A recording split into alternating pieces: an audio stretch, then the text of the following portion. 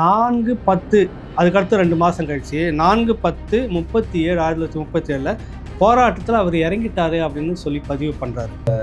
ஆரிய பகையையும் திராவிட பகையையும் மிச்சம் வைக்கவே கூடாது, மொத்தமா முடிச்சு கட்டிடணும். இந்த தலைமுறையோட அதை ஒழிச்சு தலை முழுகினாதான் இந்த தமிழ் இனத்திற்கு விடிவு காலம் பிறக்கும். அத வந்து ஐயா பேசு மணி ஆய்வு செஞ்சு வெளியிட்டது ஒரே ஒரு பத்தி தான் நமக்கு கிடைச்சிருக்கு. நான் வந்து அந்த திராவிடன் இதழ நீ ஒரு சான்றுன்னு என்கிட்ட ஒண்ணு காட்டுற, சரி ஓகே, நான் அதை வந்து கிராஸ் வெரிஃபிகேஷன் பண்றதுக்கு ஆவணங்கள் இருக்கு, நானும் பாக்குறேன் அப்படின்னா எனக்கு அது கிடையாது, நான் காட்ட மாட்டேன். நான் சொல்றது மட்டும்தான் நீ நம்பணும்னா இது வரலாறா? மெட்ராஸ் மெயிலுடைய பொறுப்பாசிரியரா முக்கிய நிர்வாகியா இருந்தவர். வீட்டுக்கு போன உடனே கேட்குறாரு, எல்லாமே காலியா இருக்கு என்னன்னு கேட்டா, திராவிட கழக தலைவர் கி வீரமணி வந்துட்டு ஒரு தொகையை கொடுத்துட்டு இது நாங்கள் ஆவணப்படுத்தி பத்திரமா வைக்கிறோம், எல்லாத்தையும் வச்சுக்கிட்டு அப்புறமா உங்களுக்கு தேவைப்படும் போது கொடுக்குறேன்னு வாங்கிட்டு வந்ததா சொல்லி தகவல்.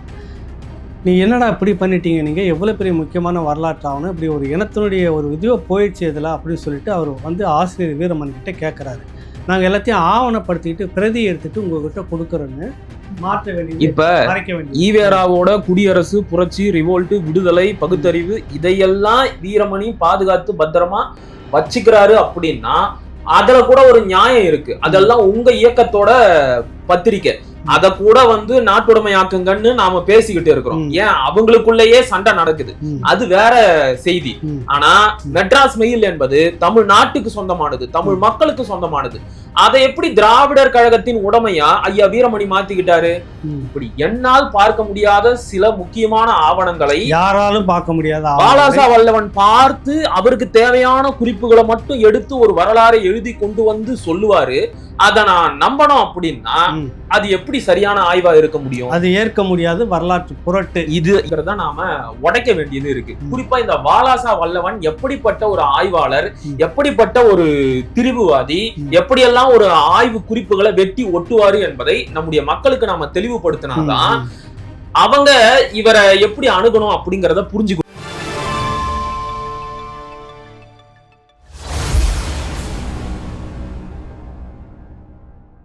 ராவணா வலையொலி சார்பில் சில முக்கிய நிகழ்வுகளை முன்னெடுக்க இருக்கிறோம். அதற்காக உங்களுடைய பங்களிப்பை அளிக்க வேண்டும் என நீங்கள் நினைத்தீர்கள் என்றால் கீழே இருக்கக்கூடிய வங்கி எண்ணிற்கோ அல்லது யூபிஐ ஐடிக்கோ உங்களுடைய பங்களிப்பை தாராளமாக செலுத்தலாம். நன்றி. நாட்டில் அதிமுக்கிய பிரச்சனை நிறைய, விலைவாசி உயர்வு, ஊழல், முறைகேடு நிறைய நடந்துகிட்டு இருக்கு. இந்த நேரத்தில் புதுசாக ஒன்று கொண்டு வந்து இறக்கி இந்திய எதிர்ப்பு போர் அது யாருக்கானது அப்படின்னு மிகப்பெரிய ஒரு விவாதத்தை கிளப்பி விட்டுருந்தாங்க. நெற்றிக்கண் வலையொலி தம்பி மகிழனும் நாமளும் ஏற்கனவே ஒரு வீடியோ ஒன்று பேசி விரிவாக போட்டிருந்தோம். இது வந்து தமிழ் சமூகத்துக்கான போராட்டம், அந்த மக்களால் தொடங்கப்பட்டது, அந்த தலைவர்களால் தொடங்கப்பட்டதுன்னு நிறைய விளக்கம் சொல்லிட்டோம். அதற்கு மாற்றாக ட்ரைப்ஸ் அந்த வலைத்தளத்தில் தம்பி அவர் வந்து கரிகாலன் பாலாசா வல்லவன் அப்படிங்கிற தோழரை வச்சு ஒரு விரிவான ஒரு வீடியோ நம்ம பேசுறது 1937-38 இந்திய எதிர்ப்பு போரில் என்ன நடந்ததுன்னு. அவங்க என்ன சொல்ல வராங்கன்னா, 1917 நாங்கள் தொடங்கி விட்டோம், அதுக்கு முன்னதாகவே பெரியார் எல்லாத்தையுமே கொண்டுட்டு வந்துட்டார்னு ஒரு பெரிய விளக்கமான வீடியோ போட்டிருந்தாங்க அவங்க. இப்போ இதை பேசி முடிச்சிருவோமே எதுக்கு அப்படின்றதுக்காக தான் நெற்றிக்கண் வலையொலியுடைய ஆசிரியராக இருக்கக்கூடிய தம்பி மகிழன் அசோகன் அவர்களையும், தமிழரசு வலையொலியினுடைய ஆசிரியர் தம்பி சரவணன் அவர்களையும் நம்ம இப்போ வர வச்சிருக்கிறோம், பேசுவோம். வணக்கம் தம்பி. வணக்கம். உங்க வாசிப்பு அறிவை வந்து வரவேற்கிறேன். இந்த இளைய தலைமுறைக்கு உங்களை போல இருவர்ன்றது இன்னும் ஒரு 200-300 பேரா வரணுன்றது எல்லாருடைய ஆவலும். அதுக்கு முன்பாக ஏற்கனவே ஒரு விட்டக்குறை தொட்டக்குறை நான் இங்கிருந்து தொடங்கிறேன் சரவணன். நாம வந்து பேராசிரியர் ஜெயராமன் அவர்கள் வந்து ஒரு பதிவை போட்டிருந்தார். அவர் சுத்தி வளைச்சி எங்க நிக்கிறாரு அப்படின்றதுல ஒரு தெளிவு இல்லாம இருந்துட்டு இருக்கு. அதாவது ராஜாஜி வந்து இந்தியை நுழைக்கிறதுன்னு அறிவிப்பு வந்து 11/8/1937 அறிவிச்சாரு. முதலமைச்சரா வந்தோடனே அறிவிக்கிறதா சொல்றாங்க. 28லயே அதுக்கு அடுத்தது அதே மாசத்துல 11 நாள் கழிச்சு ஈவே ராமசாமி நாயக்கர் வந்து குடியரசுல ஒரு பெரிய எதிர்ப்பு அறிக்கை முதலாக வெளியிட்டது மட்டும் இல்ல, 4/10 அதுக்கடுத்து 2 மாதம் கழிச்சு 4/10/37 போராட்டத்தில் அவர் இறங்கிட்டாரு அப்படின்னு சொல்லி பதிவு பண்றாரு. சரி, அதுக்கு பிறகுதான் ஈழத்தடிகளார் எப்ப 1938 25/4/1938 ஈழத்தடிகளார் வந்து ஒரு அறிக்கை எடுத்து போய் பெரியார் கிட்ட கொடுத்ததாகவும் அவர் அதை மறுத்துட்டதாகவும் சொல்றது பின்னாடி. அது ஆனா 37ல நாங்க சொன்னது மட்டும் இல்லை, இறங்குனது மட்டும் இல்லை அப்படின்னு இவர் சொல்ல வராரு. நீங்க வந்து தவறா பேசியிருக்கீங்க, முன்னாடி நீங்க ஒரு தனி வீடியோ பேசுனதுக்கு அவர் பதில் போட்டிருந்தாரு. இதை முதல்ல பேசிட்டு போயிடுவோமா, என்னதான் தெரிஞ்சுக்கலாம். நான் வந்து அதுக்கு சுருக்கமா விளக்கம் கொடுத்துடலாம் அப்படின்னு நினைக்கிறேன். இப்ப நீங்க சொன்ன மாதிரி நெருப்பையும் பகையையும் மிச்சம் வைக்கவே கூடாது. அதுலயும் தமிழர்கள் இந்த ஆரிய பகையையும் திராவிட பகையையும் மிச்சம் வைக்கவே கூடாது, மொத்தமா முடிச்சு கட்டிடணும். இந்த தலைமுறையோட அதை ஒழிச்சு தலை முழுகினாதான் இந்த தமிழ் இனத்திற்கு விடிவு காலம் பிறக்கும். நீங்க குறிப்பிட்ட மாதிரியே ஏற்கனவே நாம ஐயா பேராசிரியர் ஜெயராமனோட பதிவுக்கு தெளிவா விளக்கம் சொல்லிட்டோம். ஐயாவும் கூட என்ன சொல்லி இருந்தாரு அப்படின்னா, ஈழத்து சிவானந்த அடிகள் தன்னுடைய அறிக்கைய தயார் பண்ணி கொண்டு வந்தது 25/4/1938 25/4/1938. அதாவது ஏப்ரல் மாசம் 1938 தான் அறிக்கை கொடுத்தாரு அப்படின்னு சொல்றாரு. ஆனா அதுக்கும் பல மாசத்துக்கு முன்னாடியே 4/10/37 ஒரு போராட்ட களத்துல இறங்கிட்டாரு. யாரு? ஈவேரா வந்து 4/10/37 வந்து போராட்ட களத்துல இறங்கிட்டாரு.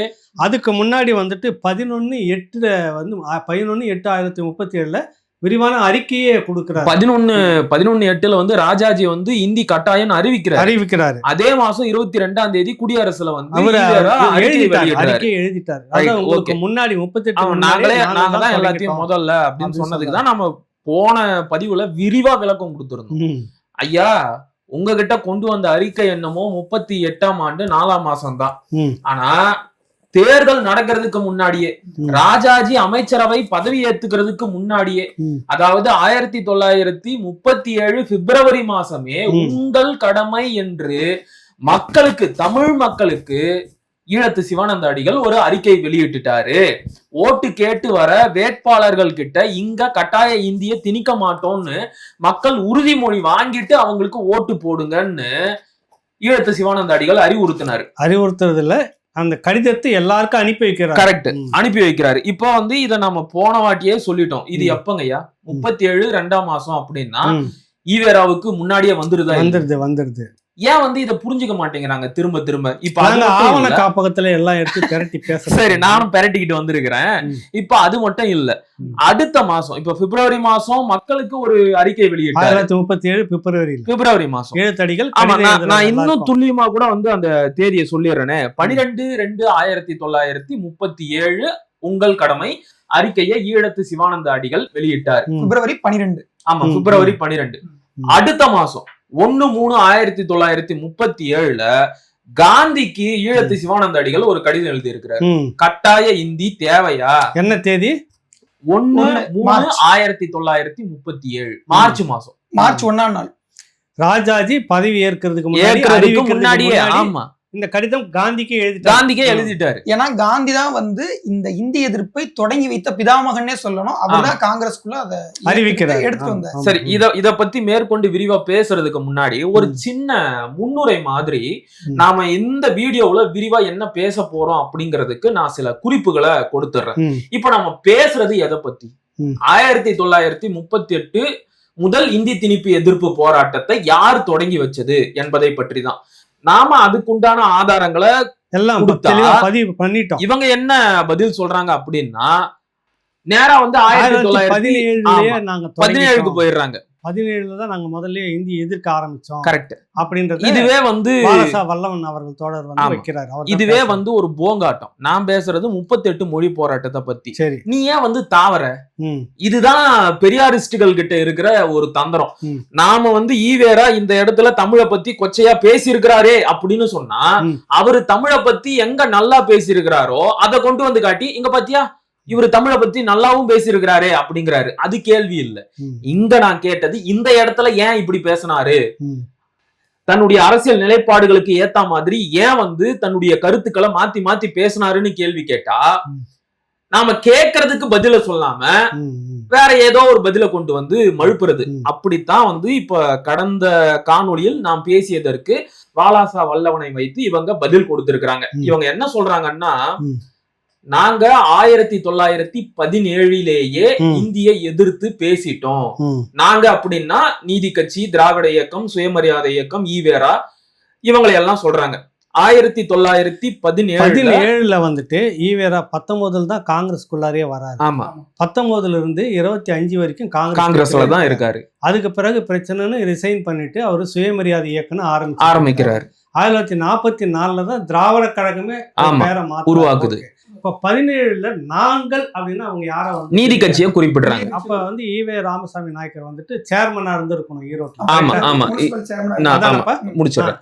சொல்லுங்க அதை சொல்லுங்க. அதானே காந்தியார் வந்து இந்தியாவிற்கு ஒரு பொதுமொழி தேவை, அது இந்தியாகவோ இந்துஸ்தானியாகவோ இருக்கணும் 1917 பேசுறாரு.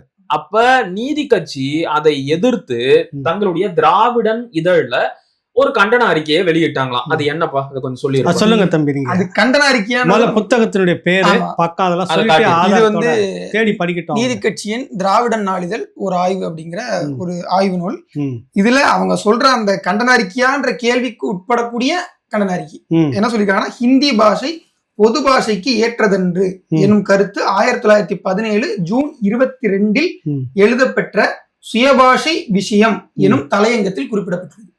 சுயபாஷை விஷயம்னு தலையங்கம் எழுதுறாங்க. அதுல ஹிந்தி பாஷை வந்து பொது மொழியாவதற்கு தகுதியுடையதா அப்படின்னு ஒரு கேள்வி எழுப்புறாங்க. மிஸ்டர் காந்தியும் ஹிந்தி பாஷையும் அப்படின்னு ஆகஸ்ட் 5 1917 ஆகஸ்ட் 5 இன்னொரு தலையங்கம் வெளியிடப்படுது, துணை தலையங்கம் அது. அதுக்கப்புறம் பாத்தீங்கன்னா, ஹிந்தி பாஷையை கற்க வேண்டும் எனும் காந்தியின் கனவிற்கண்டதே போன்று புறக்கணிக்கத்தக்கதே அப்படின்னு அவங்க அதுல கண்டன வார்த்தைகள் எழுதியிருக்காங்க. தமிழ் மொழியின் விரைவை இத்தென்னாட்டில் அடக்குதல் அணை கடந்து பெருகும் வெள்ளத்தினையும் சுழன்று செல்லும் புயற்காற்றையும் நிறுத்துவதற்கு சமானமாகும். புயல் காத்தை எப்படி அடக்க முடியாதோ, அணையிலிருந்து பெரிய வருகின்ற வெள்ளத்தை எப்படி அடக்க முடியாதோ, அது மாதிரி தமிழுடைய வளர்ச்சியை அடக்க முடியாது அப்படின்னு சொல்லிட்டு இதை வந்து செய்யறது அப்படிங்கிறது, இந்த இந்தியா வந்து தமிழ் மக்கள்கிட்ட வளர்க்கிறது அப்படிங்கிறது, தமிழ் மக்கள் தம் சுயபாஷையை விடுத்து மற்றொரு பாஷையை கொள்ளுதல் மாதா வைரறிய கும்பகோணத்துல மகேஸ்வர பூஜை செய்யற மாதிரி அப்படின்னு ஒரு இது எழுதியிருக்காங்க. உண்மையா இது வரவேற்க தகுந்த ஒரு கருத்து தான், மாற்று கருத்தே தெளிவு. எனக்கு என்னுடைய அறிவுக்கு ஒரு தெளிவு.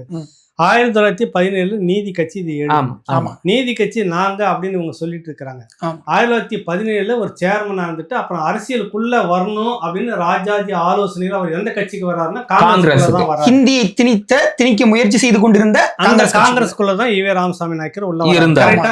இது எப்படி எங்களுக்கு சொந்தம் நீதி கட்சி இருக்கட்டும், பரவாயில்ல, அது வந்து விவாதம் கிடையாது, அவங்க சொந்தம் கொண்டாடிக்கிட்டோம். இல்ல அவங்க எப்படி கட்சி அவங்க எப்படி சொல்றாங்கன்னா, திராவிட இயக்கம் அப்படின்ற ஒரு லேபிள்ல அந்த சொல்ல வராங்க. சோ 1917 நீதி கட்சி வெளியிட்ட கண்டன அறிக்கை இதுதான். இத படிச்சிட்டாரு.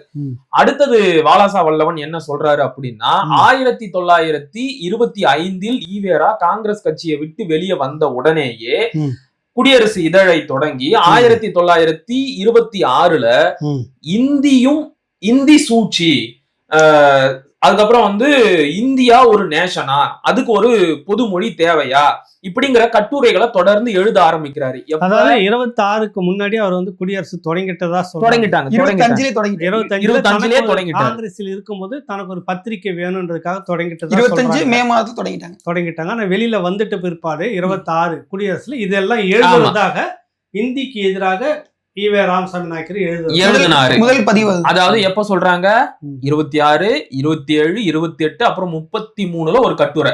இது எல்லாமே முதல் மொழி போராட்டத்திற்கு முன்னாடியே ஈவேரா இந்தியை எதிர்த்தாரு என்பதற்கு வாலாசா வல்லவன் கொடுக்கின்ற விளக்கம். சரிங்களா? இப்ப பாத்தீங்களா, நாங்க தான் ஃபர்ஸ்ட் அப்படிங்கிறாங்க. சரி, நான் என்ன சொல்றேன் அப்படின்னா, சரி நீங்களே ஃபர்ஸ்டாவே இருக்கலாம். இப்ப வந்து ஐயா சில சான்றுகளை எல்லாம் கொடுத்தாரு இல்லையா? இப்ப தம்பி வந்து இந்த திராவிடன் இதழ படிச்சு காட்டினாரு. இது கூட முழுமையான இதழ் கிடையாது. அந்த அத வந்து ஐயா பேசுமணி வந்து ஆய்வு செஞ்சு வெளியிட்டது. ஒரே ஒரு பத்தி தான் நமக்கு கிடைச்சிருக்கு. நான் வந்து அந்த திராவிடன் இதழ பார்த்ததே கிடையாது. சரியா? இப்ப வாலாசா வல்லவனுக்கு இருக்கிற ஒரு அட்வான்டேஜ் என்ன அப்படின்னா, அவரால பல முக்கியமான ஆவணங்களை பார்க்க முடியும். சரிங்களா? அதாவது நீங்களும் நானும் கற்பனை கூட செஞ்சு பார்க்க முடியாத ஆவணங்களை, செய்தித்தாள்களை அவரால பார்க்க முடியும். அவருக்கு அந்த ஒரு பிரிவிலேஜ்னு சொல்லுவாங்க இல்லையா, அது இருக்கு.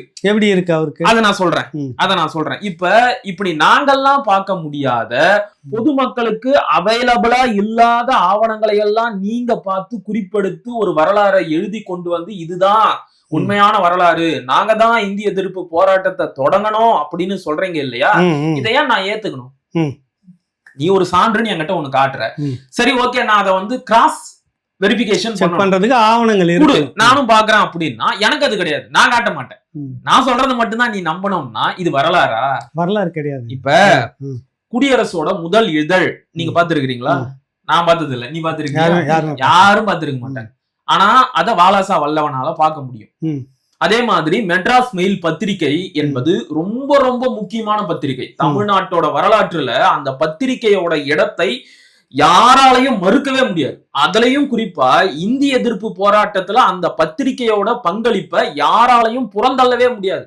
அப்படி ஒரு முக்கியமான பத்திரிகைய ஆய்வாளர்கள் யாராலையும் சுலபமா அணுகவே முடியாது. அப்படி ஒரு இடத்துல அது பாதுகாப்பா இருக்கு. எங்கன்னு சொல்லுங்க. எங்க இருக்குது? தீகா திடல். ஒரு விஷயம் இந்த இடத்துல ஒரு இடம் நிறுத்துறேன்.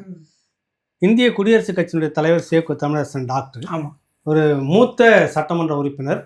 சபாநாயகரை தேர்ந்தெடுக்கணும்னா அவரை தான், ஏன்னா அவை அந்த அவையில் ரொம்ப சீனியர் யாரோ அவரை வச்சு தற்காலிகமா முத சட்டமன்ற உறுப்பினர் தேர்ந்தெடுக்கிறாங்க. அவங்களாம் வந்து அவையை கூட்டத்துக்கு ஒருத்தர் தற்காலிகமாக உட்கார வைக்கிற சபாநாயகர் அவர் உட்கார வச்சு தேர்வு நடத்துகிறார். அந்த மாதிரி 2-3 முறை இருந்தவர்.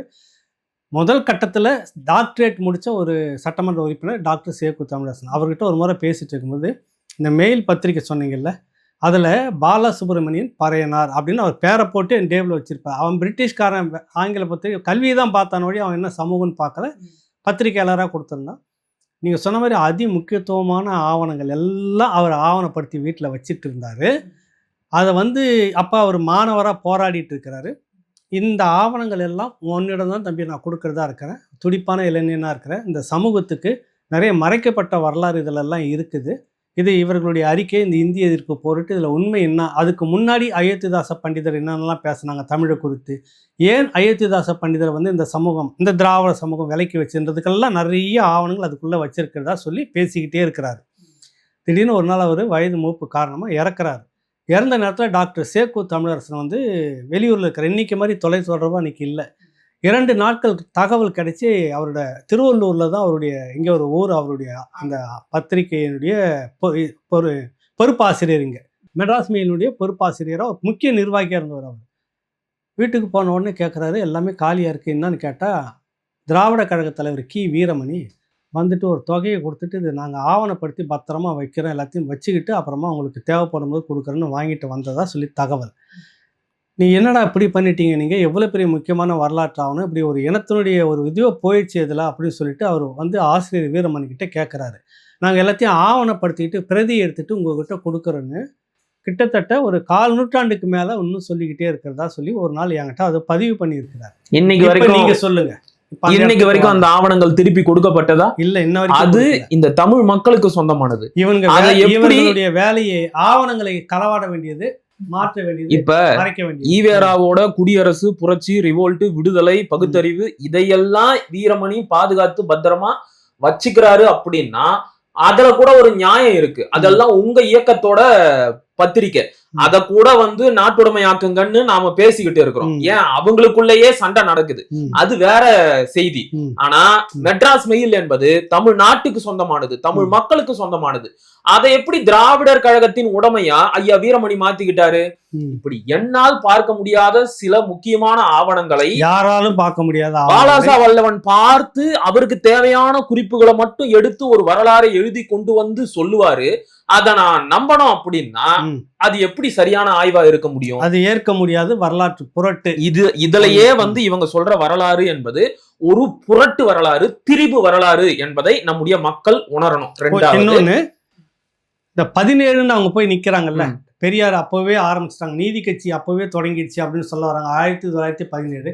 அந்த 17க்கு பிறகுதான் இந்த தமிழர் இந்தி எதிர்ப்புன்றது இருக்குதா? இல்லைங்கய்யா, இல்ல இருக்கு. நான் சொல்றேன். அதுக்கு முன்னாடி ஒருத்தருடைய நம்பகத்தன்மை எப்படிப்பட்டது அப்படிங்கறத நாம உடைக்க வேண்டியது இருக்கு. குறிப்பா இந்த வாலாசா வல்லவன் எப்படிப்பட்ட ஒரு ஆய்வாளர், எப்படிப்பட்ட ஒரு திரிபுவாதி, எப்படியெல்லாம் ஒரு ஆய்வு குறிப்புகளை வெட்டி ஒட்டுவாரு என்பதை நம்முடைய மக்களுக்கு நாம தெளிவுபடுத்தினாதான் அவங்க இவரை எப்படி அணுகணும் அப்படிங்கறத புரிஞ்சுக்குவாங்க. உங்களுக்கு நல்லா தெரியும். பேசும்போது எந்த தரக்குறைவான வார்த்தையும் வந்துடக்கூடாது. ஒரு இல்ல மறுப்பாவா நம்ம வைக்கிறோம். நான் அப்படிப்பட்டவன் கிடையாது. நான் வந்து திராவிடன் கிடையாது. நான் வந்து தமிழன். அதனால நான் வந்து அவங்களுக்கு உண்டான மரியாதையை கொடுத்துதான் பேசுறேன். ஓகே. சில மாதங்களுக்கு முன்னாடி அண்ணன் சீமான் அவர்கள் இந்த பாரதியார் நிகழ்வுல கலந்துகிட்டு பேசுனதுக்கு எதிர்ப்பு தெரிவித்து திராவிடர்களோட தரப்புல ஒரு நிகழ்ச்சி நடத்தப்பட்டுச்சு. பாரதியாரை நாங்க அம்பலப்படுத்துறோம் பாருங்க, அவருடைய அந்த பார்ப்பனிய புத்தி, சாதிய மேலாதிக்கம், பெண்ணடிமைத்தன கருத்துக்கள், இதையெல்லாம் நாங்க அம்பலப்படுத்துறோம் பாருங்கன்னு சொல்லிட்டு இந்த வாலாசா வல்லவனைத்தான் கொண்டு வந்து ஒரு மிகப்பெரிய ஆளுமையா மேடை ஏற்றி பேச வச்சாங்க. அவரும் கூட 20 வருஷம் இருக்குமா? இருக்கும். 20 வருஷத்துக்கு முன்னாடியே திராவிட இயக்க பார்வையில் பாரதியார் என்ற ஒரு புத்தகத்தை எழுதினாரு. ஒரு பானை சோத்துக்கு ஒரு சோறு பதம் என்ற முறையில அந்த புத்தகத்துல அவர் செஞ்சு வச்ச ஒரே ஒரு திரிவை மட்டும் நான் இப்ப எடுத்து சொல்றேங்க. 95 எழுதப்பட்ட. ஆமா, 95 ஆமா, திராவிட இயக்க பார்வையில் பாரதியார். இப்ப அந்த புத்தகத்துல பாரதியார் எழுதிய இந்த செந்தமிழ் நாடு என்னும் போதினிலே இந்த தேன் வந்து பாயுது, இந்த பாட்டை பாரதியார் எப்படிப்பட்ட ஒரு சூழல்ல எழுதினாரு அப்படிங்கறத நம்ம வாலாசா வளவன் விளக்கி இருக்கிறாரு. அதை நான் வந்து அப்படியே படிச்சு காட்டுறேன். அவர் என்ன சொல்றாரு அப்படின்னா, 1915 சுதேசி மித்திரனில் தமிழ், தமிழ்நாடு முதலியவற்றின் சிறப்பை குறித்து எழுதும் சிறந்த கவிதைக்கு மதுரை தமிழ்ச்சங்கம் சார்பில் பரிசளிக்கப்படும் என்று விளம்பரப்படுத்தப்பட்டது. இதை பாரதியார் பார்த்தும் பார்க்காதது போல் விட்டு விட்டார். இது எப்படி இவருக்கு தெரியும்னு தெரியல. இது ஒரு ஆய்வு நெறிமுறையே கிடையாது. டிராவல் பண்ணிருப்பாரு. இது ஆய்வும் கிடையாது. இது பாரதியார் வாழ்ந்த டிராவல். பாரதியார் பார்த்தும் பார்க்காதது போல் விட்டு விட்டார் அப்படிங்கிறது உங்களுக்கு எப்படி தெரியும்? அதற்குண்டான எந்த ஒரு குறிப்பு இருக்கணும், வேற யாராவது பேசினதா எழுதினதா ஒரு ஆய்வு அறிஞர் குறிப்பிட்டிருக்கணும். எதுவும் ஒரு ஆய்வு நூல்னா எல்லாத்துக்குமே குறிப்பு இருக்கணும். ஆனா வந்து ஐயா போற போக்குல அடிச்சு விடுறாரு.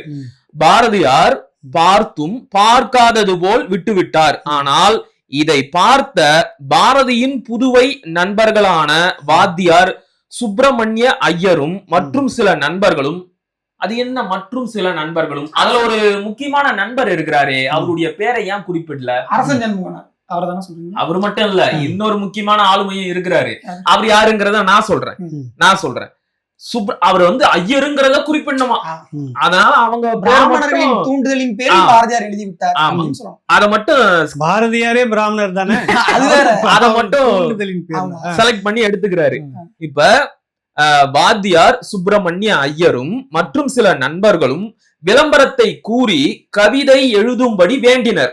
ஐயா, இந்த மாதிரி விளம்பரம் வந்திருக்கு, தமிழை பத்தியும் தமிழ்நாட்டை பத்தியும் எழுதுனீங்கன்னா உங்களுக்கு பரிசு கொடுப்பாங்கன்னு சுப்பிரமணிய ஐயரும் சில நண்பர்களும் சொன்னாங்களாம். அவர்களின் கட்டாயத்தின் பேரிலேயே இப்பாடலை பாரதியார் எழுதியதாக பாரதியின் நண்பர் SG ராமானுஜ நாயுடு கூறியுள்ளார். ரைட், அது அந்த பாட்டு என்ன அப்படின்னா ராமானுஜ நாயுடு. அது இருக்கட்டும். இதே கருத்தை பாரதிதாசன் அவர்களும் கூறியுள்ளார். இப்ப இது ரொம்ப முக்கியமானது. பாரதிதாசனை துணைக்கு அழைச்சிருக்கிறாரு இல்லையா, அது என்ன லட்சணத்துல இருக்குன்றத மக்கள் புரிஞ்சுக்கிட்டோம். அவர் சொல்றாரு பாருங்க, தமிழ்நாட்டை பற்றி, அத பாரதிதாசன் குறிப்புக்கு வந்துடுறாரு. இப்ப தமிழ்நாட்டை பற்றி தமிழ் பாக்கள் தந்தால் அமைவான பாட்டுக்களிப்போம் பரிசென்று சான்ற மதுரை தமிழ்ச்சங்கத்தார் உரைத்தார். தேன் போன்ற கவி ஒன்று செப்புக நீர் என்று பல நண்பர்கள் வந்து பாரதியாரை நலமாக கேட்டார்கள். அதுக்கு அடுத்து ஒரு 3 லைன் வரும். நம்ம ஆள் என்ன பண்ணிட்டாரு, அப்படியே அதை வெட்டி தூக்கிட்டாரு. Dash dash dash dash. அது என்ன டேஷ் டேஷ் டேஷ் டேஷ்? ஆய்வுக்கு வந்து இடையூறான வரிகள் எடுத்துட்டாரு. அந்த வரி என்ன, அது நான் சொல்றேன். இப்போ அந்த டேஷ் டேஷ் டேஷ்னு போட்டு கீழே என்ன சொல்றாரு, செந்தமிழ் நாடு என்னும் போதினிலே இன்ப தேன் வந்து பாயுது காதினிலே என்று எழுதி தமிழ்நாட்டை அப்படியே நெஞ்சில் எழுதி முடித்தார் என புரட்சி கவிஞர் பாரதிதாசன் கூறுகிறார். இவ்வாறாக பாரதி நண்பர்களுடைய வேண்டுதலாலும் கட்டாயத்தாலும் தான் செந்தமிழ் நாடு என்னும் போதினிலே என்ற பாடலையும் யாமறிந்த மொழிகளிலே என்ற பாடலையும் எழுதினார். இந்த பாடலுக்காக அவருக்கு மதுரை தமிழ்ச்சங்கம் பரிசாக 100 ரூபாய் அளித்தது. பாரதிக்கு இருந்த தமிழ் பற்றுனால ஒண்ணும் அவர் அப்படி அந்த பாட்டு எழுதல, காசுக்காக எழுதினாரு. நண்பர்கள் கேட்டாங்கன்னு எழுதினாரு. இத பாரதிதாசனே சொல்லி இருக்கிறாரு. இந்த ஃப்ராட் தனத்தை நீங்க மட்டும் செஞ்சிருந்தீங்கன்னா பரவாயில்ல, பாரதிதாசன் எதுக்கு துணைக்கு அழைக்கிறீங்க? பாரதிதாசன் என்ன சொன்னாரு நான் சொல்லட்டுமா மூசா? அவருடைய கவிதை தொகுப்பு புத்தகம் இருக்குங்கய்யா. ம். அதுல பாரதியாரை பத்தியே தனியா ஒரு அத்தியாயம் இருக்கு. பாரதியார் உள்ளம் ஆமா. பாரதியார் உள்ளம், மகாகவி பாரதி, செந்தமிழ்நாடு அப்படின்னு ஒரு கவிதை இருக்கு. அதுல என்ன சொல்றாரு, இவர் விட்ட வரி என்னங்கிறத இப்ப நான் சொல்றேன் பாருங்க. செந்தமிழ்நாடு என்னும் போதினிலே என்ற பாடலை பாரதி ஏன் பாடினார்? அதுக்கு பாரதிதாசன் சொல்றாரு பாருங்க. தமிழ்நாட்டை பற்றி தமிழ் பாக்கள் தந்தால் அமைவான பாட்டுக்களிப்போம் பரிசென்று சான்ற மதுரை தமிழ்ச்சங்கத்தார் உரைத்தார். தேன் போன்ற கவி ஒன்று செப்புக நீர் என்று பல நண்பர்கள் வந்து பாரதியாரை நலமாக கேட்டார். அதற்கு நம் ஐயர், இவர் விட்ட வரி இதான், அதற்கு நம் ஐயர் என் கவிதான் நன்றாய் இருந்திடனும் சங்கத்தார் புன்கவி என்றே சொல்லி போட்டிடுவார். நான் நல்லாவே பாட்டு எழுதினாலும் சொல்லு. பாரதியார் அந்த பாட்டு நல்லா இருந்தா கூட அந்த பாட்டு நல்லா இல்லைன்னு சொல்லி சங்கத்தார் மறுத்துருவாங்க. மதுரை தமிழ் சங்கத்தார் அந்த பாட்டை ஏத்துக்க மாட்டாங்க, மறுத்துருவாங்க அப்படின்னு சொன்னதாக பாரதிதாசன் குறிப்பிடுறாரு. ஏன் வந்து சங்கத்தார் நான் எழுதின பாட்டை ஏத்துக்க மாட்டாங்க? ஏன்னா இவர் பிரிட்டிஷ் எதிர்ப்பாளர், சங்கம் பிரிட்டிஷுக்கு ஆதரவாக இருக்கலாம், அதனால தனக்கு பரிசளிக்கிறதுக்கு ஒருவேளை தவிர்க்க வாய்ப்பு. அதை அப்படியே படிக்கிறேன் பாருங்க. போட்டிடுவார், போட்டால்தான் சங்கத்தில் சர்க்கார் தயவு இருக்கும். மதுரை சங்கத்திற்கு சர்க்காரோட தயவு இருக்கும். என் பாட்டை ஏத்துக்கலனாதான் அரசாங்கத்தோட தயவு இருக்கும். ஆதலினால் உங்களுக்கு வேண்டுமானால் ஓதுகிறேன், நீங்க கேக்குறீங்க, நான் பாடுறேன் என்று உரைத்தார். அந்த விதமே ஆகட்டும் என்றார்கள் நண்பர்கள் எல்லாம். செந்தமிழ்நாடு என்னும் போதினிலே இன்பத்தேன் வந்து பாயுது காதினிலே என்று அழகு தமிழ்நாட்டை அப்படியே நெஞ்சால் எழுதி முடித்தார். இந்த நண்பர்கள் அப்படின்னு சொன்னாரு, அந்த வரிதான் நான் எழுத மாட்டேன். இந்த அது இடையில அப்படியே கட் பண்ணி தூக்கி எழுதினாலும் எனக்கு பரிசு கொடுக்க மாட்டாங்க. ஏன்னா அவங்க பிரிட்டிஷுக்கு ஆதரவாக இருக்கிறார்கள், நான் சுதந்திர போராட்டத்துல இருக்கிறேன், அதுதான் அதனுடைய அர்த்தம். பாரதியாரோடு 10 ஆண்டுகள் இருந்தவர் பாரதிதாசன். அவர் எங்கேயாவது இந்த பாடலை பாரதியார் எழுதுறதுக்கு பணம் தான் காரணம் சொல்லியிருக்காரா? சொல்லல. இவரு நண்பர்களுக்காக பாடினார், பணத்துக்காக பாடினாருன்னு சொல்லல, உங்களுக்காக வேண்டுமானால். ஏன் இதை இப்படி திருச்சி எழுதினார், என்ன காரணமா இருக்குன்னு? பாரதிக்கு பார்ப்பன சாயம் பூசணும், காவி சாயம் பூசணும். தமிழ்நாட்டுல ஒரு 10 பாரதியியல் அறிஞர்கள் இருப்பாங்க, 10 பாரதியியல் அறிஞர்கள் இருப்பாங்க. 10 பேரையும் கூப்பிட்டு கேளுங்க, 10 பேர்ல ஒருத்தர் இந்த கருத்தை ஒத்துக்கிட்டா கூட நம்ம வந்து வாலாசாவலுடைய கருத்து உண்மையை ஏத்துக்கலாம். ஒருத்தர் ஏத்துக்க மாட்டாங்க. 10 மிக பெரும் ஆய்வாளர்கள் 10-15 பேர் தெரிஞ்சு இருக்கிறாங்க. யாருக்குமே தோணானது இவர் மட்டும் கூடவே எழுதுறாரு. 100 ரூபாய் காசுக்காக தான் தமிழ்நாட்டை பாடினாருன்னு இவர் பழி சொல்றாரு. இவர் சொல்ற பழிக்கு பாரதிதாசனை துணை கழிக்கிறாரு. ஆனா உண்மையிலே பாரதிதாசனுடைய வார்த்தை எங்கேயுமே அந்த மாதிரி எங்கேயுமே இல்ல. நண்பர்களுக்காக பாடினார். அந்த நண்பர்கள் கூட்டம்னு சொன்னார் இல்லையா, அதுக்கு இந்த நான் எழுதினா கூட கொடுக்க மாட்டாங்க. குறிப்பிட்ட நண்பர்கள்னு சொன்னார் இல்லையா வாலாசாவலவன், அந்த நண்பர்கள்ல ஒருத்தர் பாரதிதாசனும். அதை மறைச்சிங்க. மதுரை தமிழ்ச்சங்க புலவர் அரசன் ஜன்முகனார் அவரும் இவங்க எல்லாரும் சொல்லிதான் எழுதுறாரு, சும்மா எல்லாம் ஒண்ணு எழுதல. அப்ப அவருக்கு தமிழ் பற்றினால் அவர் இந்த பாடல் எழுதல, பணத்துக்காக பாடல் எழுதினார். இப்படி சொல்லிட்டா நம்ம அவருக்கு எளிமையா காவிசாயம் பூசிடலாம். இதுக்காக இந்த புத்தகத்தை முதல் பக்கத்துல இவர் செஞ்ச திரிப்பு வேலைக்கு இப்ப நான் சான்று கொடுத்துட்டேன். இவரு தான் ஆய்வாளரு, இவரை கூட்டிக்கிட்டு வந்து நமக்கு பதில் சொல்ல வைக்கிறாங்க. இல்ல இதுக்கு மேலயும் கூட்டிட்டு வந்து பேசுவாங்க, இதுக்கு மேலயும் கூப்பிட்டோம். இப்ப நம்ம இல்ல இந்த விஷயத்துக்கு வந்துருவோம்.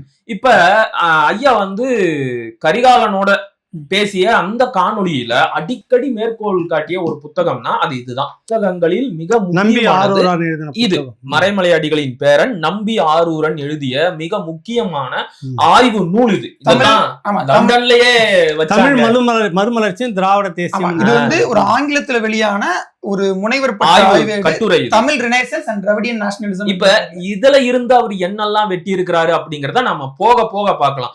இப்ப நீங்க கேட்ட கேள்வி 17க்கு முன்பாக இவர்கள் வந்து 17ல போய் நின்னுட்டாங்க. நாங்கள் 17 நாங்கள்ன்றது நீதி கட்சியை சொல்ல வராங்க. அந்த காலகட்டத்துல ஈவே ராமசாமி அவர்கள் வந்துட்டு சேர்மனா இருக்கிறாரு. அரசியலுக்கு கூட நீதி கட்சிக்கு வரல, அவர் காங்கிரஸுக்கு போயிட்டாரு 19ல. இருந்தாலும் அது உங்களுதே வச்சுப்போம். 17ல இருந்து தொடங்கினதான் நீங்க பேசுறீங்க. நாங்கள் முன்னாடியே தொடங்கிட்டோம், காந்தி சொன்னப்போ அறிக்கையெல்லாம் கொடுத்துட்டோம், எதிர்த்துட்டோம், பேசிட்டோம் அப்படின்னு சொல்ல வராங்களே. இந்த 17க்கு முன்பாக அந்த 17 காலகட்டம் என்ன நடந்தது? அவங்க வந்து 17ல வந்து நிக்கிறாங்க. நான் வந்து இன்னும் ஒரு 20 வருஷத்துக்கு பின்னாடி போறேன். இன்னும் 20க்கு 1899 பாம்பன் அடிகள் ம், பைந்தமிழ் தொண்டு. ம். இவர் யாருன்னு தெரியுமா? ம். பாம்பன் சுவாமிகள்னு சொல்லுவாங்க. ஆமா ஆமா. இங்க திருவான்மியூர்ல தான் அவருடைய சமாதியும் இருக்கு. மருந்தீஸ்வரர் கோயில் இருக்குல்ல, ஆ. அதுக்கு பக்கத்திலேயே Okay. இருக்கு. ரோட்டுக்கு இந்த ஐயா பக்கம் முத்துராமலிங்க தேவர்கள் கூட இவரை பின்பற்றி ஆமா. ஐயா முத்துராமலிங்க தேவர்கள் இவரை ஆமா, பின்பற்றிய ஆமா, அந்த ஆமா. சித்த மரபுல இவருடைய பின்பற்றி இருக்கக்கூடிய சீடர்கள் நிறைய நிறைய பேர் தேவர் இவருடைய நிறைய பேர். இவர் வந்து நிறைய செந்தமிழ் பாக்களை எழுதி இருக்கிறார். ம், மொத்தமா 6666 பாக்களை எழுதி இருக்கிறார். ம். அது ஏன் 666 அப்படின்னா அந்த முருகனுடைய அந்த அருங்கோண நட்சத்திரத்தை ரிஃப்ளெக்ட் பண்ற மாதிரியான ஒரு எண் இது. அது இருக்கட்டும், அதுக்குள்ளலாம் நம்ம போக வேணாம். அவர் எழுதிய பாடல் தொகுப்புலயே 2 பாடலை மட்டும் நான் குறிப்பா சொல்லணும் அப்படின்னு நினைக்கிறேன். 1899. 1899. இவர்களுக்கும் 20 ஆண்டுக்கு முன்னும் பின்னாடி முன்னாடியே. போயிடுறோம். ம், ஒண்ணு திருப்பா, ம், இது ஒரு பாடல் தொகுப்பு. ம். 2வது சேந்தன் செந்தமிழ். தனித்தமிழ்ல எழுதப்பட்ட ஆமா, ஒரு அந்த சேந்தன் செந்தமிழுக்கு ஒரு சிறப்பு இருக்கு. ம். அந்த காலகட்டத்துல இருந்த சில தமிழ் அறிஞர்கள், அதாவது வடமொழி சார்பு கொண்ட தமிழ் அறிஞர்கள் தமிழ் மொழியை வந்து இகழ்ந்து பேசிட்டாங்க. 5 எழுத்து தான் இருக்கு தமிழ் மொழிக்கு, இதெல்லாம் ஒரு மொழியா? வடமொழியின் துணையே இல்லாம தமிழால இயங்கவே முடியாது அப்படின்னு தமிழை இழித்தும் பழித்தும் பேசியது பாம்பன் அடிகளுக்கு ரொம்ப வருத்தத்தை தந்திருக்கு. தனி தமிழ்ல நான் ஒரு பாட்டை எழுதி காட்டுறான்டா அப்படின்னு சவாலா எடுத்துக்கிட்டு அவர் எழுதி முடித்த 50 பாக்கள் தான் சேந்தன் செந்தமிழ். எதுக்கு எதிரா எழுதுறாரு? வடமொழி வடமொழி எதிரா. இல்லாமல் எழுத முடியும் அந்த அப்படின்னு. பாட்டை அவர் எழுதி முடிச்சது எப்ப தெரியுமா? 1906. ம். அந்த புத்தகம் வெளியானது 1906. புத்தகமா வெளியே. ஆமா, நாம அதுக்கும் கொஞ்சம் முன்னாடி போயிருவோம், அதை முடிச்சுட்டு வருவோம். 1899 திருப்பா அப்படின்னு சொல்லிட்டு ஒரு பாடல் புத்தகத்தை வெளியிட்டார். அந்த பாடலுக்கு நூன்முகம், அதாவது இன்னைக்கு நாம முன்னுரைன்னு சொல்றோம், அறிமுகம் ஆமா, அத வந்து அந்த காலகட்டத்துல நூன்முகம்னு சொல்லுவாங்க. இந்த நூன்முகத்துல இந்த பாம்பன் அடிகள் என்ன சொல்றாரு அப்படின்னா, இந்தி முதலிய வேறு பாடைகளை, பாஷை அப்படிங்கறத பாடை அப்படிங்கிறாங்க, அந்த ஷகரம் இருக்கு இல்லையா, அந்த ஷகர எழுத்து வட எழுத்தை நீக்கிட்டு டை போட்டு எழுதுறாரு. பாடைகளை இந்நாட்டகத்தும் விருத்தி செய்ய விழையும் வடநாட்டாரது சுயநலத்தினை யாதறிதல் தமிழர் கடன்மை என்றென்பதுவும். சில பேர் இந்திய தமிழ்நாட்டுக்குள்ள விருத்தி செய்ய பாக்குறாங்க. விருத்தினா என்ன? வளர்க்கறது, புகுத்த பாக்குறாங்க. இந்த கழைமைத்தனத்தை தமிழர்கள் உணர வேண்டும். இது எப்ப சொல்றாரு? 1899. அப்பவே தூய தமிழ்ல எழுதுறாரு. இந்தி வட பாஷைக்கு தெளிவா எதிராக கொண்டு வந்துட்டாரு.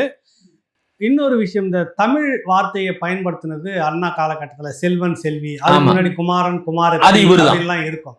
ஆனா அதுக்கு முன்பாகவே இந்த தமிழை கொண்டு வந்துட்டாங்க. ஆமா, இதுக்கான காரணம் என்னங்கிறது தான் நம்ம இப்ப தேடி போனோம்னா ஹிந்தி எதிர்ப்புங்கிறது எங்க இருந்து தொடங்குச்சு அப்படிங்கறத தெரிஞ்சுக்கலாம். அப்ப 1899 திருப்பா பாடல் நுண்முகம் பக்கம் எண் 17 தெளிவா இந்தி முதலிய வேறு பாடல்களை இந்நாட்டகத்தும் விருத்தி செய்ய விழையும் வடநாட்டாரது சுயநலத்தினை யாதரித்தல். யாதரித்தல்னா ஆதரித்தல். தமிழர் கடமை அன்று, அதெல்லாம் நீங்க ஆதரிக்க கூடாது அப்படின்னு சொல்றாரு. அடுத்ததா 1906 வந்துரும் சேந்தன் செந்தமிழ். இந்த புத்தகமே வடமொழியான சமஸ்கிருதத்திற்கு எதிராக தனித்தமிழில் இயற்றப்பட்ட ஒரு தனித்தமிழ் பா நூல். இந்த புத்தகத்திலையும் இந்திக்கு எதிராக சில விஷயங்களை பேசி இருக்கிறாரு. அதை இந்த புத்தகத்தோட 2ஆம் பதிப்பு வெளியாகும் போது அந்த புத்தகத்தை பதிப்பித்த அடிகளாரோட சீடர் அடிக்குறிப்பா முன்னுரையில கொடுத்திருக்கிறாரு. அது என்ன அப்படிங்கறத அப்படியே படிச்சு காட்டுறேன் பாருங்க. இந்தி என கூறிக்கொண்டு அதனை வடநாட்டு இந்தி வெறியர்கள் இந்த தென்னாடு முழுவதும் பரப்ப முன்வந்துள்ளனர். 1906 நம்மால் தொடங்கிட்டாரு. இச்செய்கை பெரிதும் சுயநலத்தை சார்ந்தது எனவும் அறியாமையும் அடா செய்கையும் எனவும் கருத உள்ளது. இது அறியாமை மட்டும் இல்ல, அடாத வேலை, இதை செய்யக்கூடாது, அடாவடித்தனம் சொல்லுவாங்க. 1906 இவ்வளவு சான்று இருக்குது, இதுக்கும் சான்று இருக்கு. இப்ப நான் உங்களுக்கு போன பதிவுலயே நான் ஒண்ணு தெளிவா சொல்லிட்டு தான் போனேன். MS பூர்ணலிங்கம் பிள்ளைன்னு ஒரு தமிழ் அறிஞர். அவரு 1938 மொழி போராட்டத்தின் போது ஒரு சின்ன வரலாறை எடுத்து காட்டினார். இன்னைக்கு இந்திய இவனுங்க திணிக்கிற மாதிரி 1902-3 சர்க்கார் கட்டாய இந்திய திணிச்சாங்க. எப்போங்கய்யா? 1902-3 அதாவது நம்ம ஐயா சேந்தன் செந்தமிழ எழுதி வெளியிடுறதுக்கு ஒரு 3 வருஷத்துக்கு முன்னாடியே அதனுடைய தாக்கம் தான் இவர் எதிர்க்கிறார். 1902-3 சமஸ்கிருதம் கட்டாயம் அப்படின்னு சொன்ன போது இதே சென்னை மாநகரத்தில் பல நூற்றுக்கணக்கானோரை நான் திரட்டி போராடினேன் அரசாங்கத்துக்கு எதிரா, வடமொழிக்கு எதிரா. யார் சொல்றது? MS பூர்ணலிங்கம் பிள்ளை. இதெல்லாம் உங்களுக்கும் முன்னாடியே, நீதி கட்சி எல்லாம் உருவாகிறதுக்கு முன்னாடியே. இப்ப இதுக்கு என்ன சொல்லுவீங்க? நீங்க எதையும் தொடங்கல, எங்க கிட்ட இருந்து எடுத்துக்கிட்டீங்க. இப்ப ஐயா 1917 போனார்ல, நான் கிமு 500 போயிடுறேன். என்ன சிரிக்கிறீங்க? நிஜமா கிமு 500 போயிடுறேன். சரி. தொல்காப்பியத்துல எழுத்ததிகாரத்துல ஒரு சூத்திரம் வரும். வட சொற்கிளவியும் வட எழுத்தொரியும் எழுத்தொரு புணர்ந்த சொல்லாகுமே. இது என்ன சொல்லுது அப்படின்னா, உன்னுடைய கவிதை நயத்திற்காக வேணும்னா, எதுக மோனைக்காக வேணும்னா நீ வட சொற்களை பயன்படுத்திக்க. ஆனா வட எழுத்துக்களை தமிழ் மொழிக்குள்ள அனுமதிக்க கூடாது. இப்ப கூட நம்ம ஐயா பாஷையில ஷைய நீக்கிட்டு பாடைன்னு எழுதினாரு தெரியுமா? இந்த இலக்கணத்தை தான் தொல்காப்பியர் சொல்லி இருக்கிறாரு. 2500 ஆண்டுகளுக்கு முன்னாடியே வடமொழி எழுத்துக்கள் தமிழுக்குள்ள நுழைஞ்சிடக்கூடாதுன்னு பேசின மரபு என்னது. 2500 ஆண்டுகள் கழிச்சு இந்திய எதிர்ப்பு போராட்டம் எல்லாம் வீரியமா நடக்கும் போது தமிழின் அகர வரிசைகளை எல்லாம் நீக்கிட்டு ஆங்கில எழுத்துக்களையே தமிழ் மொழிக்கு பயன்படுத்தலாம்னு சொன்னது உங்க ஈவேரா. ஆரிய மொழியான சமஸ்கிருதத்தை எதிர்க்கிறேன்னு சொல்லிக்கிட்டு அரை ஆரிய மொழியான அந்த ஆரிய மொழி குடும்பத்தை சேர்ந்த ஆங்கிலத்தோட எழுத்த தமிழுக்கு பயன்படுத்தலாம்னு சொன்ன ஆரிய அடிமைதான் ஈவேரா. உங்களுக்கு முன்னாடி எனக்கு ஒரு மரபணு இருக்கு, மரபணே இருக்கு. எனக்கு இருக்கு. ஆண்டுகளாக நீங்க எதையும் எனக்கு சொல்லி கொடுக்கல. மேற்கொண்டு தம்பி தொடரும். அந்த 17 காலகட்டம் வருது இல்ல, அதுக்கு முந்தின வரலாறு என்ன இருக்கு? ஆமா, இப்ப என்னன்னா பாக்குறவங்க நிறைய பேர் என்ன புரிஞ்சுக்கிறாங்கன்னா, 100 வருஷத்துக்கு முன்னாடி ஒரு போராட்டம் நடந்துச்சு, இன்னைக்கு அதற்கு உரிமை கோரிக்கொண்டு நாங்க தான் நடத்துறோம் அப்படின்னு சொல்லி 2 தரப்பு அடிச்சுக்கிறாங்க அப்படிங்கிற மாதிரி தப்பா புரிஞ்சுக்கிறாங்க. அது கிடையாது. இந்திய எதிர்ப்பு என்பது ஒரு சிந்தனை. அந்த சிந்தனையை யார் உண்மையாக வைத்திருந்தா, அது நம்ம திராவிடர்கள் இருந்து கடன் வாங்கணும்னு அவங்க சொல்லிக்கிறாங்க. அது உண்மையா இல்லையாங்கிறது தான் இப்போ இந்த விவாதத்தினுடைய மைய பொருள். அப்போ 1917 நாங்க இந்திய எதிர்த்துட்டோம், எங்களுடையதான் முதல்ல. 1917 காந்தி பேசினார், அதே நேரத்தில் நாங்க காந்தி எதிர்த்துட்டோம் அப்படின்னு சொல்லி அவங்க சொல்றாங்க. அது கொஞ்சம் பின்னாடி போவோமே. அப்படி பின்னாடி போகும்போது 1890 போகும். 1890கள்ல 1883 தூத்துக்குடி சைவ பிரகாச சமாஜம் 1883 சைவ பிரகாச சமாஜம் அப்படின்னு தொடங்கப்படுது. திருச்சியில சைவ சபைன்னு ஒண்ணு 1885 தொடங்கப்படுது. திருவனந்தபுரத்திலும் சைவ பிரகாச சபை அப்படின்னு சொல்லி 1885 தொடங்கப்படுது. இது எல்லாமே சைவ பிரகாச சபைன்னு தொடங்கப்படுது. முதல்ல தொடங்கப்பட்டது 2 வருஷத்துக்கு முன்னாடி தொடங்கப்பட்ட அந்த தூத்துக்குடி சைவ பிரகாச சமாஜம், அது கூட சமாஜம் தொடங்கப்பட்டுச்சு. ஏன்னா இந்த காலகட்டங்கள்ல தான் பிராமணர்களுக்கும் வேளாளர்களுக்கும் இடையில ஒரு பெரிய பிளவு ஏற்படுது. அப்போ அவங்க எங்களுக்கு வர்ணாசிரமம் முக்கியம் இல்ல, வேதாந்தம் முக்கியம் இல்ல, சைவ சித்தாந்தம் தான் முக்கியம் அப்படின்னு பிரிஞ்சுட்டாங்க. பிரிஞ்சதற்கு பிறகுதான் இந்த சைவ அமைப்புகள் எல்லாம் உருவாகுது. சைவ அமைப்புகள் உருவாகும் போது கூட அவங்களுக்கு கொஞ்சம் இந்த ஆரிய தாக்கங்கள்லாம் இருந்துச்சு இல்லையா, அந்த ஆரிய தாக்கத்துடைய விலைதான் சைவ பிரகாச சமாஜம் அப்படிங்கிறத பார்த்தேன். ஆனா 2 வருடங்களுக்கு பிறகு அவங்க சபைன்னு தான் தொடங்குறாங்க. அப்ப பாருங்க, 2 ஆண்டுகளுக்குள்ள அவங்க தங்களுடைய சமாஜம் என்பது சபை என்ற தமிழ் எழுத்தா மாற்றப்படுது. அதற்கு பிறகுமே நிறைய மாற்றங்கள் ஏற்படுது. குறிப்பா எங்க ஊர் தூத்துக்குடியில நடந்த அந்த தூத்துக்குடி சைவ சபையுடைய இயக்கங்களாக இருக்கட்டும், பாளையங்கோட்டையில இருந்த சைவ சபையுடைய இயக்கங்களாக இருக்கட்டும், இது எல்லாவற்றிலையுமே பிராமண எதிர்ப்பு. இவர்கள் சொல்கின்ற அந்த அல்லாதார்ங்கிற பேர்லாம் இல்ல, அவங்க தெளிவாக சைவர்கள், தமிழர்கள்ன்ற வார்த்தையில பயன்படுத்துறாங்க. தமிழர்கள் சூத்திரர்களா அப்படிங்கிற விவாதத்தை கிளப்பினாங்க. அது போக வடமொழி எதிர்ப்பையும் அவங்க வச்சிருந்தாங்க. எந்த ஆண்டு இதுக்கு எந்த புத்தகம் நீங்க சொல்ல வரீங்க? ஆமா, இது நம்ம முனைவர் ச நவநீத கிருஷ்ணன் ஒரு தொகுப்பும் பதிப்பும் போட்டிருக்காரு. பாளையங்கோட்டை சைவ சபையில் திராவிட இயக்க கருத்தியல் உருவாக்கத்தில் பாளையங்கோட்டை சைவ சபையின் பங்களிப்பு, இது அந்த நூலினுடைய பெயர். இந்த நூல்ல அவர் நிறைய விஷயங்களை குறிப்பிடுறாரு. அந்த நேரத்துல பாத்தீங்கன்னா 1886 பாளையங்கோட்டையில சைவ சமய அபிவிருத்தி சபை அப்படின்னு ஒண்ணு தொடங்கப்படுது. அது தொடங்கப்பட்ட நாளை குறிப்பிடும் போது ஒரு மாதவ சிவஞான முனிவர், அவரு ஒரு திராவிட மகாபாடியம் அப்படிங்கிற ஒரு நூல் பாடியிருக்க, அதை பாடிய சிவஞான முனிவருடைய நூற்றாண்டுல தான் தொடங்கப்படும் போது பாளையங்கோட்டை சைவ அபிவிருத்தி சபை இப்படிதான் தொடங்கப்பட்டது. இதற்கு பிறகு சோமசுந்தர நாயகர் யார்? இல்ல திராவிட என்ற வார்த்தை வருது இல்ல, அது எங்களுக்கு சொந்தம் தானே. அதுதான் நிறைய குழப்பங்கள் இருக்கு. அதை பேசணும்னா அது தனியா பேசணும், அது விவாதத்துக்குரியது. அது விவாதத்துக்குரியது. இப்ப நம்ம பேசுறதுங்கிறது இந்தி எதிர்ப்பு அப்படிங்கிற அந்த உணர்வு யார்கிட்ட இருந்து உருவானது அப்படி பார்க்கும்போது 1912 சோமசுந்தர நாயகர் வந்து பேசும்போது அவருமே நிறைய கருத்துக்களை முன்வைக்கிறாரு. அவர் சொன்னதன் அடிப்படையிலையும் நிறைய மாற்றங்கள் நடைபெறுது. குறிப்பா சமாஜம்ங்கிற வார்த்தையெல்லாம் சபையின் மாற்றங்களையும் நிறைய மாற்றங்கள் இருக்குது. இந்த சோமசுந்தர நாயகர் யாருடைய வழிகாட்டி அப்படின்னு பார்த்தா மறைமலை அடிகளுடைய வழிகாட்டி. இந்த சோமசுந்தர நாயகரை வழிகாட்டியாக ஏற்றுக்கொண்டுதான் மறைமலை அடிகள் சைவத்தை பின்பற்றுறார்.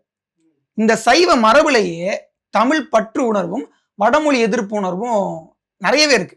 அப்போ அதுல நான் சொன்ன இந்த சைவ சபை ஒரு பக்கம் வருதுன்னா, இன்னொரு பக்கம் தமிழ் புலவர்கள், இன்னொரு பக்கம் தமிழ் சங்கங்கள், இந்த மூன்றும் சேர்ந்து கூட்டாக இயங்கும் போது நிறைய வடமொழி எதிர்ப்பு, வட இந்தி எதிர்ப்பு இதெல்லாமே தொடங்குது.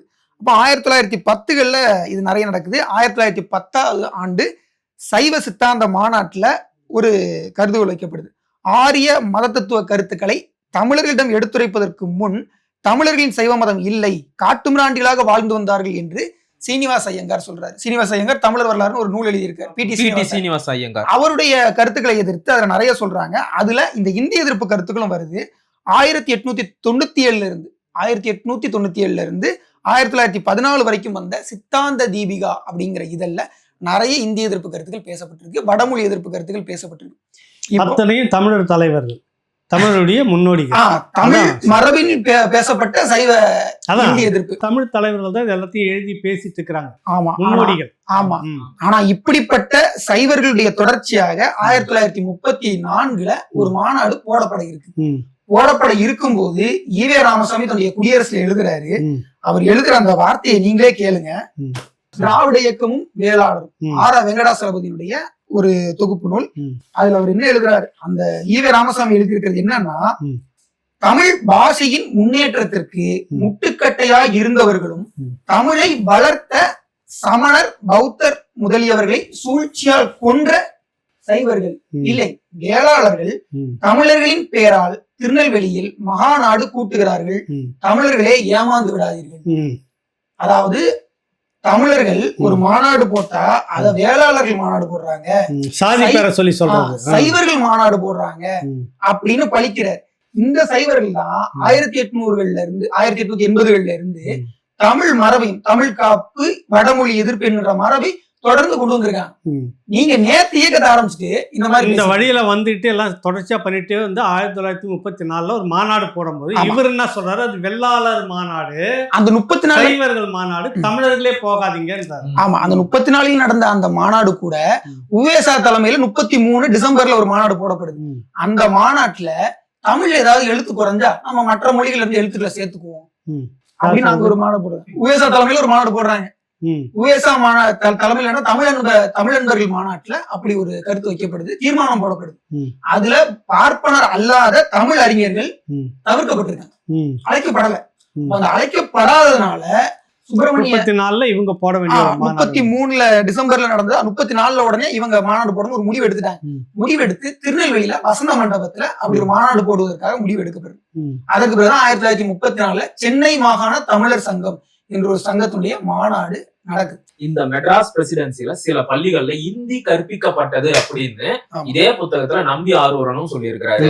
இதையே வாலாசா வல்லவன் அப்படியே வெட்டி நீக்கிட்டு போயிட்டாரு.